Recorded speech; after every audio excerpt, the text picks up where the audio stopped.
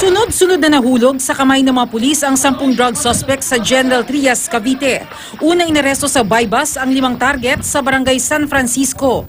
Mabilis na pinasok ng mga operatiba ang lugar. 10 pakete na hinihinalang shabu ang nakuha kina Randolph Ocson, Dexter Panganiban, Christopher Suquelles, Dexter Ian Genisa at Christopher Riano.